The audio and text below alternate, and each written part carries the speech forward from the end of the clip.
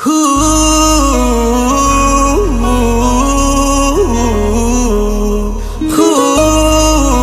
Class, welcome to zero to genius math classes. हम यश वर्मा। कल कुछ एक दो क्वेश्चन की रिक्वायरमेंट आई थी, उन्हें प्रॉब्लम आ रही थी उस क्वेश्चन में। वो क्वेश्चन एक मिनट याद, 1 सेकेंड।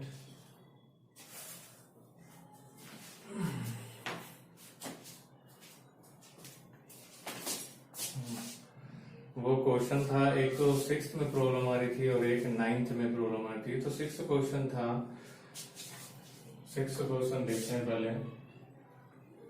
6 क्या दे रखा था, 233 और 1024। इसमें हमारे को एचसीएफ निकालना था यूक्लिड विभाजन प्रमेय से। तो चलिए देखते हैं। सबसे पहला स्टेप तो क्या कि जो सबसे बड़ी संख्या है उसे ले।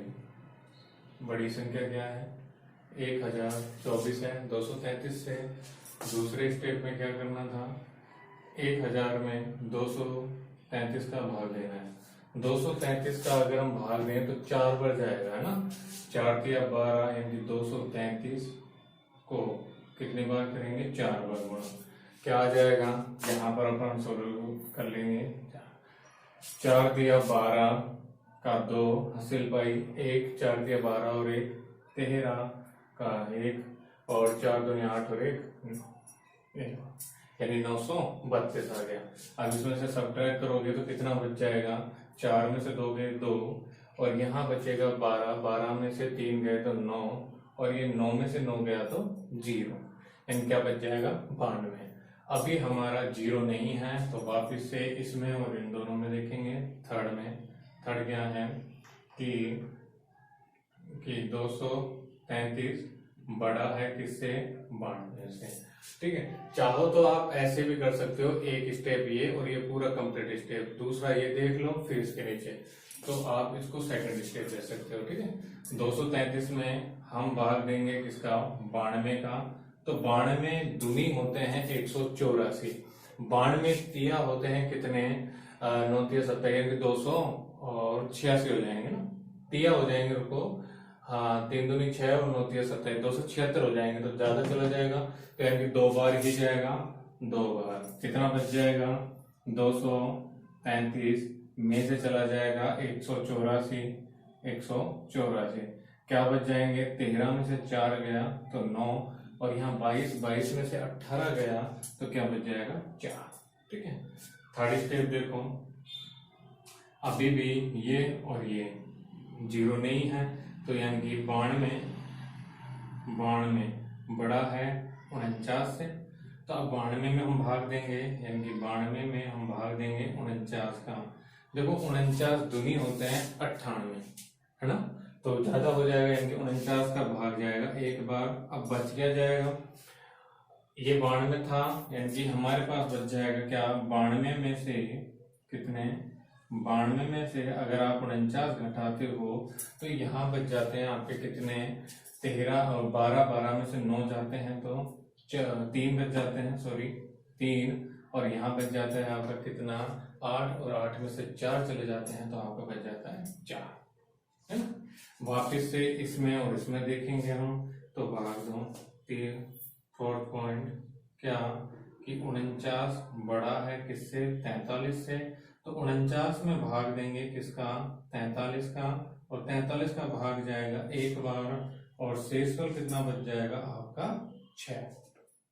वापिस से देखो इसमें और इसमें, तो पांचवा जो स्टेप आएगा यानी कि 43, है ना, 43 में किसका भाग देंगे हम, 6 का भाग देंगे। 6 का भाग कितनी बढ़ जाएगा, 7 बार, 7 6 42 और कितना बच जाएगा 1।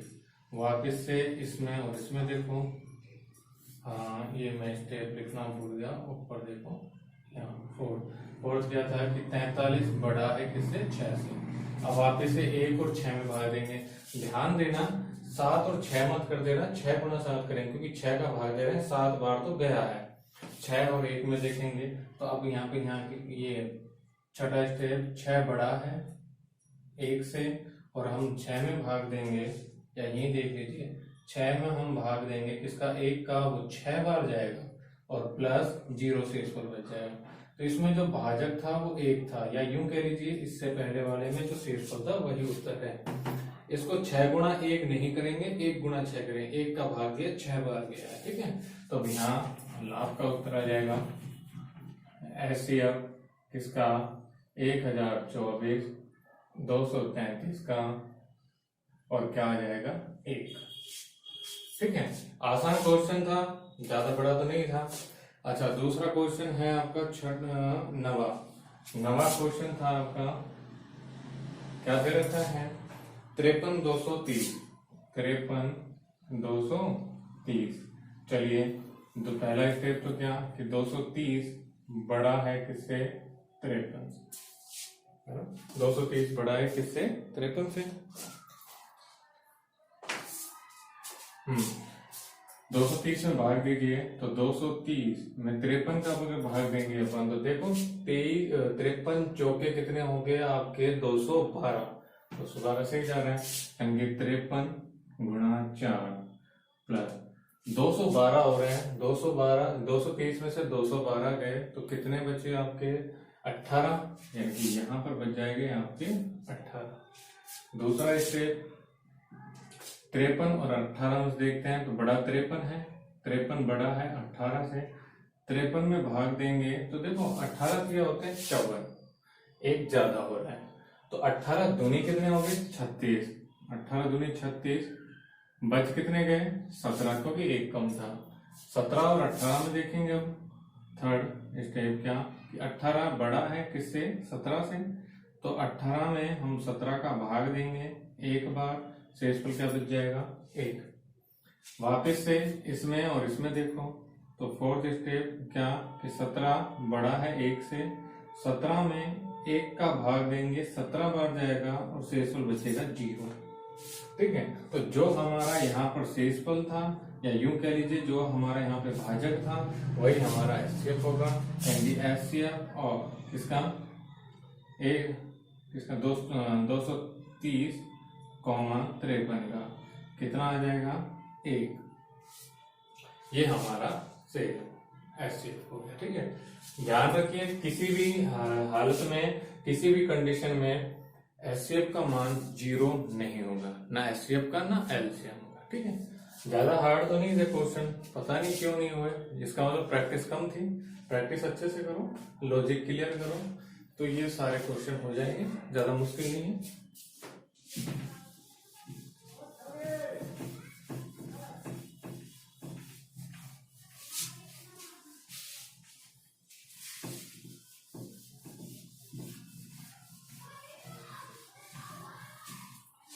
अब आपका लास्ट टॉपिक रह गया है, इसके बाद ये एक्सरसाइज कंप्लीट। देखो, अभाज्य गुणनखंड विधि से, अभाज्य गुणनखंड विधि से HCF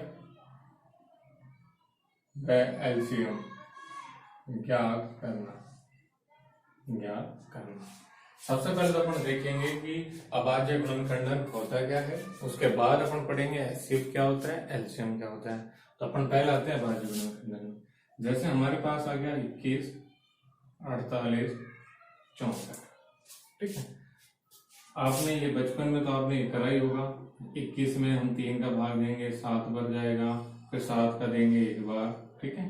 तो हम 21 को क्या लिख सकते हैं 3 गुणा 7, ठीक है। आज से ही 48 में आते हैं अपन। 48 2 का भाग दिया 24 आ गया, 2 का भाग दिया 12, 2 का दिया 6, 2 का दिया 3 और फिर 3 का दिया 1, ठीक है। ऐसे ही अपन 64 पे आएंगे। 64 2 का दिया 32, 2 का दिया 16, 2 का दिया 8, 2 का 4, 2 का 2 और 2 का 1, इस तरह से, ठीक है।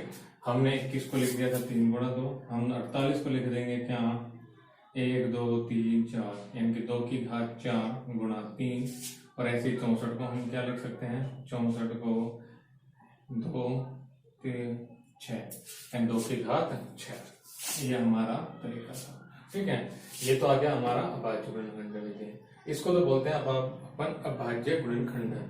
अब एक थोड़ा सा स्मार्ट बनो या थोड़ा सा डीपली जाते हैं, वो क्या कि अपन क्या 21 को अपन ने लिखा 3 गुणा 7, क्या अपन 7 गुणा 3 लिख सकते हैं?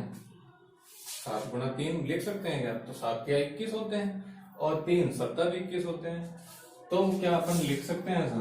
तो अपन ऐसा अभाज्य गुणनखंडन विधि में नहीं लिख सकते। क्यों नहीं लिख सकते? अभाज्य गुणनखंडन करने का एक पैटर्न होता है, एक नियम होता है, क्या कि आप सबसे पहले छोटी संख्या का ही भाग दो, छोटी अभाज्य संख्या का भाग दो, धीरे धीरे करते हुए आप बढ़ो। ठीक है, जैसा अपन ने किसी से, जैसा 21 है, 21 में 2 का भाग नहीं जा रहा है तो हम 2 से ऊपर आए, 3 का जा रहा है, 3 का भी नहीं जाता तो हम 4 का, 5 का, 6 का, ऐसे। 3 गुणा 7 क्या दिखाता है? 3 गुणा 7 दिखाता है कि हमने 3 का भाग दिया और 7 भर गया, लेकिन 7 गुणा 3 दिखाता है कि हमने 7 का भाग दिया, 3 भाग गया, जो कि अभाज्य गुणनखंड विधि का जो नियम है उसको फॉलो नहीं करता है। नियम क्या कहता है कि आप छोटी अभाज्य संख्या का भाग दो, नहीं जाता है तो उससे बड़ी कर दो, फिर उससे बड़ी का, आप डायरेक्ट बड़ी संख्या का नहीं दे सकते। तो ये अभाज्य गुणनखंडन विधि नहीं है, इसको अपन वैलिड नहीं करेंगे, ये वैलिड मानी जाएगी। ठीक है, ऐसे ही सेम इसको 2 की घात 4 गुणा 3 लिखेंगे, ना कि 3 गुणा 2 की घात 4 लिखेंगे। पहली संख्या होगी वो भाजक होगी, दूसरी संख्या होगी वो भागफल होगी। ठीक है, तो यहाँ पर मतलब ही बदल जाता है, 3 का भाग दे रहे हैं 7 पर जा रहा है, यानी कि भागफल 3 है, सॉरी भाजक 3 है, भागफल 7 है। यहाँ पर मतलब बदल गया पूरा, यहाँ भाजक हो गया 7 और भागफल हो गया 3, जबकि हमारे पास 7 से छोटी संख्या भी है जिसका 21 में भाग जा रहा है, और वो कौन सी है? 3। ठीक है, तो ये आ गया तरीका। अब अपन पढ़ते हैं, इसे तो बोलते हैं अभाज्य गुणनखंडन। अब अपन करते हैं एचसीएफ और एचसीएफ। देखो, सबसे पहले आते हैं अपन एचसीएफ पर। एचसीएफ क्या होता है? Highest common factor. ठीक है, यानी कि मैसेप है, महत्तम समापवर्ग है। अच्छा, इसका मतलब क्या होता है? देखो, कम से कम आपको 2 संख्याएं तो मिलनी ही चाहिए। अगर आपको किसी संख्या का एचसीएफ एलसीएम निकालना है तो अपन को कम से कम 2 संख्या चाहिए। ज्यादा से ज्यादा 3 भी हो सकती है, 4 भी हो सकती है, आप कितनी भी ले सकते हो, उससे कोई फर्क नहीं पड़ेगा। लेकिन अपन आपके सिलेबस में कम से कम 2 तो होती हैं, और ज्यादा से ज्यादा आपको 3 दे रखी है। जब आपसे अभाज्य गुणनखंडन विधि निकलवाएगा तो 3 बार निकलवाएगा, 3। तो चलो, अब सबसे पहले आते हैं इसकी डेफिनेशन। तो डेफिनेशन क्या होती है कि संख्याओं के अभाज्य गुणनखंडन में, अभाज्य गुणनखंडन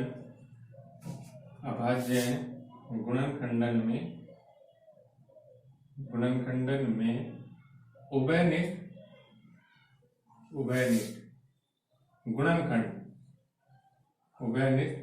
गुणनखंड की उच्चतम घात, न्यूनतम घात वाला गुणनफल क्या कहलाता है? एचसीएफ कहलाता है। संख्याओं का एचसीएफ कहलाता है, संख्याओं का एचसीएफ कहलाता है। ठीक है, मैं जैसे करके बता देता हूं। जैसे क्या? जैसे अपने पास ये आ गया 48 और 16 का हमको अभाज्य गुणनखंड विधि से एचसीएफ ज्ञात करना। तो देखो, अब आप ऐसे इस तरह करके नहीं करोगे क्योंकि बड़ी क्लास में हो गए, चाहो तो रफली कर लेना, तब तक प्रैक्टिस ना हो। सबसे पहला अपन देखते हैं, एग्जाम्पल है ये। अब देखते हैं 48। तो 48 में अपन ने 2 का भाग दिया, 24 आ गया था, यानी कि आप यहाँ 2 रखोगे। अब आप मन में ही करोगे, 2 का दिया था 24 आ गया, फिर 2 का दिया तो 12 आ गया, फिर 2 का दिया 6, फिर 2 का 3 आ गया था, यानी कि 2 की घात गई थी 4। 2 2 4 4 8 8 2 16, और 16 क्या होते हैं? 48। तो यहाँ तो 2 का भाग और फिर दिया था हमने 3 का। ठीक है, अब आते हैं अपन 16 पर। तो 16 क्या होता है? 2 की पावर 4, 2 की पावर 4। अब इनका एचसीएफ देखते हैं। ऐसे ये 2 के, इसको 18 कर दो, 18 सही रहेगा। 18, तो अच्छा समझ जाओगे। तो 18 का मतलब क्या हो गया, 2 की पावर 9, हाँ 2 की पावर 1 और 3 की पावर 2, यानी कि ठीक है, 2 का भाग गया 9 हो गया, फिर 3 का दिया 3 बार, फिर 3 का दिया, ये आ गया। अब अपन एचसीएफ देखते हैं। एचसीएफ क्या हो जाएगा, एचसीएफ किस किस का, 48 का और 18 का, 18। देखो अब इन दोनों में कॉमन क्या क्या है, एक तो 2 भी है और एक 3 भी है। तो 2 भी है और 3 भी है, जो हमारे पास कॉमन है हम उसका ही बात करेंगे, बाकी फैक्टर का नहीं। इनको बोलते हैं फैक्टर, है ना। तो 2 का भाग दे 2 और 3 आ गया। अब 2 का, अब ये देखो कि इनमें न्यूनतम कितनी बार है, न्यूनतम बोला है ना। तो 2 यहाँ तो कम से कम 1 बार है, लेकिन यहाँ कितनी बार है, 4 बार। तो कम कितनी बार है, 1 बार, यहाँ 2 की बात है, ठीक है। ये दूसरा है 3, यहाँ तो है 1 बार, यहाँ है 2 बार, तो कम कितनी बार है, 1 बार, तो यहाँ 1 ले लेंगे, 3 दूनी 6, ये आ गया तुम्हारा आंसर, ऐसे, ठीक है। हाँ ये तो अपना हो गया ये। इस तरह से अगर बाय चांस अपने पास इस तरह संख्या आ जाती है 17, 19, दूसरा एग्जांपल है 17 और 19। अब 17 को हम क्या लिख सकते हैं, 1 का हम भाग नहीं देंगे, 1 का हम भाग माना जाएगा, तो 17 गुना 1, और यहाँ 19 का क्या हम देंगे, 19 गुना 1, ठीक है। अब इनमें से कॉमन क्या है, 1 ही तो कॉमन है, दोनों में कॉमन 1 है, तो एचसीएफ क्या हो जाएगा तुम्हारा 1। एचसीएफ किसका, 17, 19 का क्या हो जाएगा 1, यही आंसर आ जाएगा, ठीक है। तो ये वाली ये संख्या है, कुछ एग्जाम्पल से तो आपको करने हैं। उसके बाद अब बताता हूं आपको एलसीएम क्या होता है। एलसीएम का अगर अपन देखें, देखो इसको 17 गुना 1 यानी कि 17 भाजक है, और यहाँ भी 19 एक भाजक है ना। तो आप या तो इस तरह रख सकते हो, और या फिर अगर अपन न्यूनतम घात का करें, जब अपने पास कोई ऑप्शन ना हो, तो अपन ये कर सकते हैं 1 गुणा 17, और यहाँ भी कर सकते हैं 1 गुणा 19। तो इसमें ये क्या हो जाएगा, कॉमन 1 हो जाएगा, ठीक है। अगर ये ना करके ये करना चाहो तो भी, क्योंकि इसमें 1 का पहले भाग जा रहा है, 17 का भाग। अब आते हैं अपन एलसीएम पर। एलसीएम क्या होता है,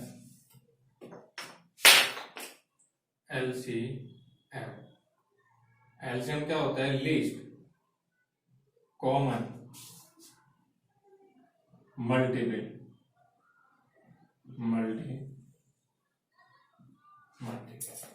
ठीक है, लीस्ट कॉमन मल्टीपल।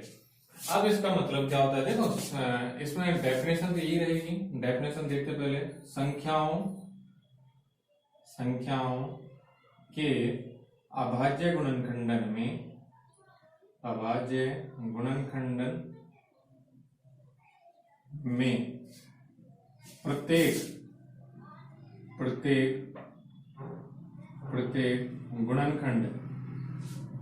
प्रत्येक गुणनखंड की उच्चतम घात वाला गुणनफल क्या कहलाता है, एलसीएम कहलाता है। एलसीएम कहलाता है। यहां पर था, एक तो अंडरलाइन करने वाली थी उभयनिष्ठ, और दूसरी यहां पर देखो, एक तो प्रत्येक, हमें हर एक गुणनखंड लेके चलना है। दूसरा अंडरलाइन करने वाली है चीज है वो है उच्चतम, ठीक है। देखो लीस्ट मतलब होता है कम, तो उसका अपोजिट उच्चतम। हाईएस्ट का मतलब होता है ज्यादा, तो उसका कम, उसका अपोजिट न्यूनतम। जैसे अपन लेके चलते हैं हम, यहां पर अपन लेके चल देते हैं 24 ले लो, और 27 ले लो, 27 ले लो, और 54 ले लो, है ना। तीनों संख्याओं का अगर आपको एलसीएम निकालना है, तो अपन एलसीएम देखते हैं। देखो पहले अपन चलते हैं 24 पर, तो 24 को अपन क्या लिख सकते हैं, 2 की घात 2, है ना। 24 को क्या लिख सकते हैं अपन, 8 या 24, यानी 2 की घात 3 और 3, ठीक है, 2 का भाग दिया 12, फिर 2 का भाग दिया 6, फिर 2 का भाग दिया 3 और फिर 3 का भाग दिया। दूसरा आता है 27। 27 में अगर देखें अपन तो कितनी बार चला जाएगा, 3 की पावर कितनी बार, 3 बार, 3 दिया 9 होती है 27, यानी कि 3 की पावर 3। फिर आता है आपका 54। तो देखो 54 में आप 2 का भाग दोगे, 2 का भाग देते हैं तो कितना आता है आपका 27। 2 का भाग देते हैं हमारे पास 27 आता है। अब 27 में जाएगा कितना, बता दूंगे, अब 27 हो गया ना। हाँ, 2 का भाग दिया हमने 27 बार, और फिर 27 को तो हम वापस कर सकते हैं 3 की पावर 3। अब निकालते हैं अपन एलसीएम, किस किस का, 24 का, 27 का और 54 का। तो क्या होता है देखो, सबसे पहले इसमें प्रत्येक गुणनखंड लेके चलना है। प्रत्येक गुणनखंड कितने आ रहे हैं, प्रत्येक गुणनखंड आ रहे हैं, एक तो ना आपने ये हो गया, इसको 21 कर दो, थोड़ा सा और मैं कॉम्प्लिकेटेड कर देता हूँ। इसको अगर अपन 21 करते हैं तो इसमें 3 गुणा 7 आ जाता है।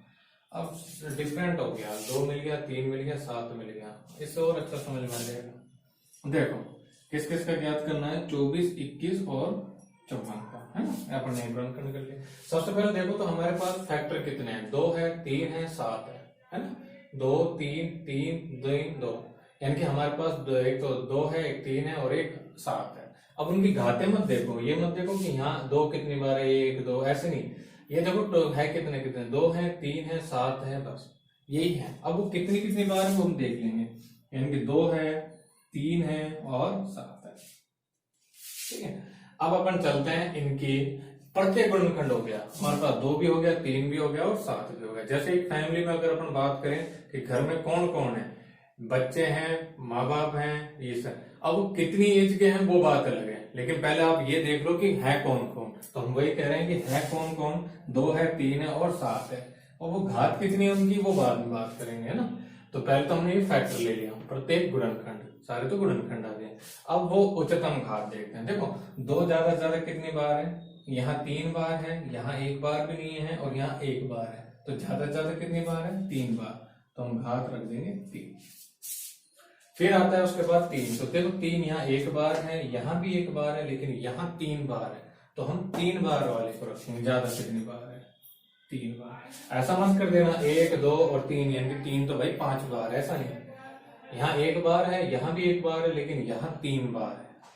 अच्छा, अब करते हैं अपन 7 की बात। 7 यहाँ 1 बार भी नहीं है, यहाँ 1 बार है और यहाँ भी नहीं है, तो यहाँ कितनी बार है, 1 बार, तो यहाँ 1 रखें। अब ज्यादा से ज्यादा आप इनको करना चाहो तो इनका मल्टीपल कर सकते हो, यानी कि ये 8 और ये 27 और गुणा 7, इनका सबका मल्टीपल करके वो तुम्हारा एचसीएफ आ जाएगा। ठीक है, तो ये था अपना कंप्लीट एलसीएम और एचसीएफ। कल कुछ क्वेश्चन बता देंगे, आज इनकी प्रैक्टिस करो कुछ क्वेश्चन की, कल मैं कुछ और न्यू क्वेश्चन दे दूंगा जिनकी और प्रैक्टिस करना अच्छे से। अब आपके क्वेश्चन किस तरह से आएंगे, आपके क्वेश्चन इस तरह से आते हैं कि निम्न संख्याओं का एचसीएफ और एलसीएम अभाज्य गुणनखंडन विधि से ज्ञात करो। अकेला एलसीएम नहीं पूछेगा, अकेला एचसीएफ नहीं पूछेगा।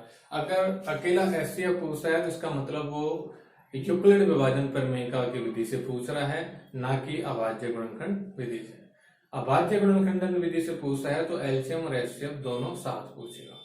ठीक है, इस टॉपिक के, इस एक्सरसाइज का लास्ट टॉपिक चल रहा था जो कि कल खत्म हो जाएगा। कल कुछ क्वेश्चन और दे देंगे, उसके बाद ये एक्सरसाइज खत्म। ठीक है, आज के लिए इतना ही। होमवर्क जरूर चेक करवाओ, क्योंकि अभी तक किसी ने भी होमवर्क चेक नहीं करवाया है। सिर्फ और सिर्फ एक तो योगिता ने और एक प्रियंका ने ही करवाया है, बाकी किसी ने नहीं करवाया है। सबसे अनुरोध है कि आप जल्दी से जल्दी अपना होमवर्क चेक करवाओ, ताकि आप पर होमवर्क का बर्डन ना हो और हमें भी पढ़ाने में मजा आए, कि कम से कम हमारी पढ़ाई का कोई इस्तेमाल तो कर रहा है, आप पढ़ तो रहे हो। ठीक है।